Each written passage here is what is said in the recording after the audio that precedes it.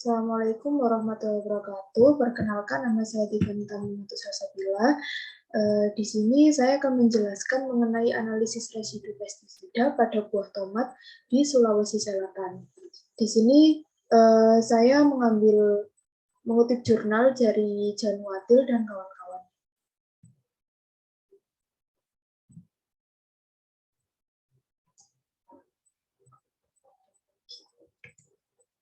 Pokok bahasan dari presentasi kali ini yang pertama yaitu latar belakang, kemudian metode, hasil, dan kesimpulan. Latar belakang permasalahan dari penelitian ini yaitu di mana buah tomat ini merupakan salah satu komoditas utama di pertanian kita. Mengingat memang tanah di Indonesia ini subur dan memang mumpuni untuk ditanami sayuran dan buah-buahan.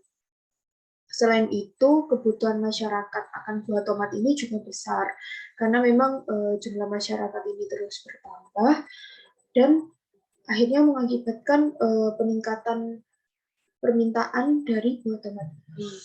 Nah, oleh sebab itu, petani lokal ini berupaya untuk mencukupi kebutuhan tomat dalam negeri. Nah, namun di sisi lain ada masalah yang harus dihadapi oleh para petani, yaitu mengenai hama penyakit yang akan menyerang buah tomat itu sendiri. Nah, kita tahu bahwa Indonesia ini memiliki iklim tropis, di mana iklim tropis ini bisa mendukung pertumbuhan hama penyakit itu sendiri, karena memang iklim yang aman untuk dia berkembang. Nah, untuk menanggulangi hal tersebut, maka para petani ini menggunakan pestisida.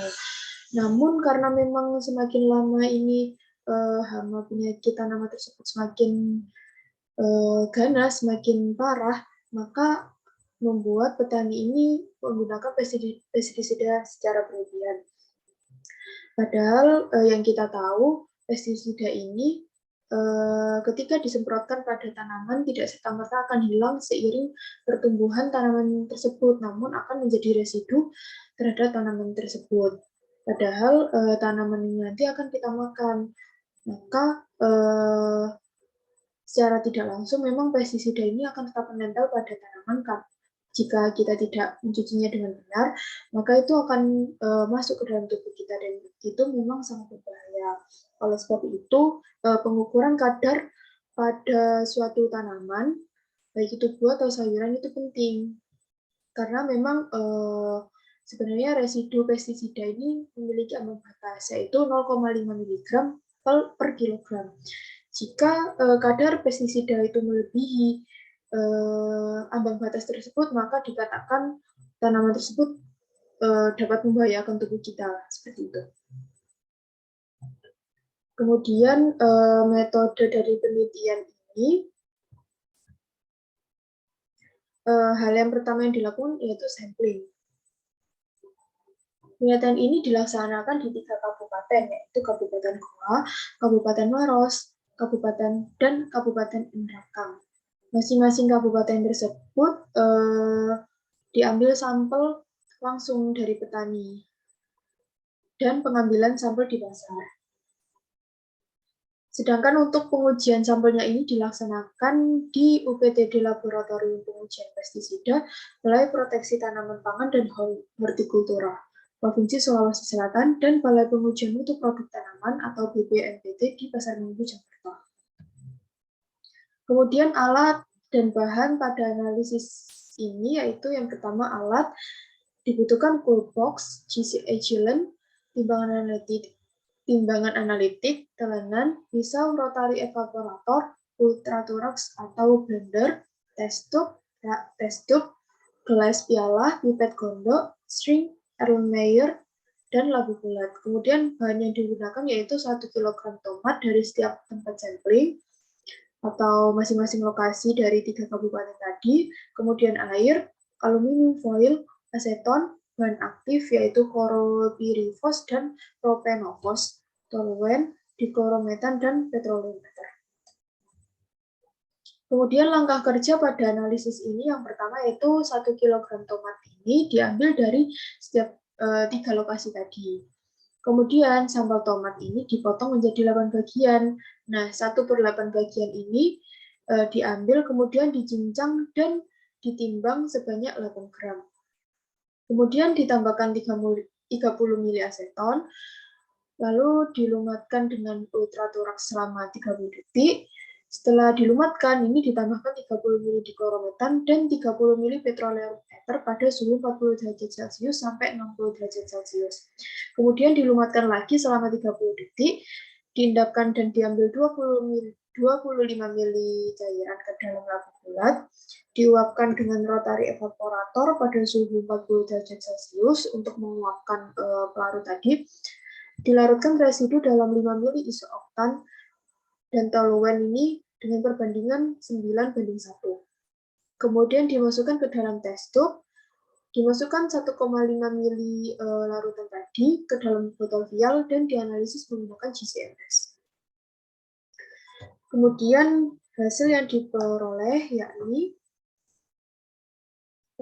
di mana hasil pengujian residu pestisida, di mana residu pestisida yang dianalisis ini yaitu jenis chlorpyrifos dan propanofos pada tomat. Yang diambil di 3 kabupaten tadi ini dilakukan dengan GCMS dan didapatkan hasil di sini tomat MRPT, tomat MLPS, MRPS, NLBT, NPS, NBT dengan keterangan sebagai berikut. Nah, untuk kita lihat di sini, untuk kadar chlorpyrifos sendiri ini tidak mencapai ambang batasnya yaitu 0,5 mg per kilogram. Namun di sini yang tomat MRPT atau dari petani Maros ini cukup mendekati ambang batas. Jadi ini perlu dilakukan kehati-hatian untuk mengkonsumsinya. Benar-benar harus dibersihkan ketika akan dikonsumsi. Namun untuk tomat MLPT, ENPS, dan ENPT ini tidak terdeteksi kandungan chlorpyrifosnya. Kemudian untuk propanofosnya ini BMR-nya 2 mg per kilogram, ini cukup kecil ya, karena di bawah 1 mg. Namun tetap di sini harus tetap diwaspadai meskipun cukup jauh dengan ambang batas, karena ketika ini lama-kelamaan dikonsumsi juga akan mengendap di tubuh kita, dan itu benar-benar perlu diwaspadai.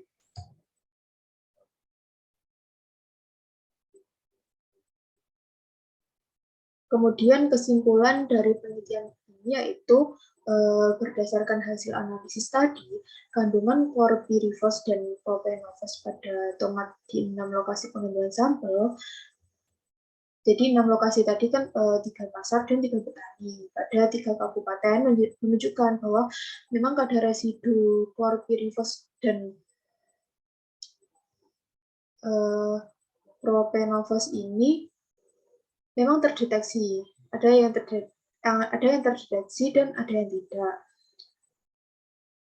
Yang terdeteksi pun itu masih di bawah BMR atau batas maksimum residu yang ditetapkan oleh Standar Nasional Indonesia nomor 7313 tahun 2008 dan Peraturan Menteri Pertanian Republik Indonesia tahun 2015 dalam Standar Batas Pencemaran Residu nomor 4 tahun 2015 tentang pengawasan keamanan pangan terhadap pemasukan dan pengeluaran pangan segar asal tumbuhan, di mana tadi untuk chlorpyrifos sendiri itu kan batasnya 0,5 mg per kilogram, sedangkan untuk propanofosnya sendiri itu 2 mg per kilogram. Tapi tetap harus dicermati ya, karena memang meskipun kadarnya itu cukup jauh dari ambang batas, itu tetap harus diwaspadai karena memang ya ini memang bahan yang tidak diperlukan oleh tubuh, dan memang lama-kelamaan juga akan bersifat toksik ketika itu terlalu banyak terakumulasi dalam tubuh kita. Namun pada analisis ini sendiri itu tidak bisa disimpulkan disimpulkan sebagai analisis yang memang cermat ya. Jadi ketika memang instrumennya itu tidak terlalu cukup baik, itu memang yang mempengaruhi hasil. Jadi untuk penelitian ini bisa dilanjutkan menggunakan instrumen yang lebih teliti lagi. Baik, terima kasih dari saya. Kurang lebihnya mohon maaf. Wassalamualaikum warahmatullahi wabarakatuh.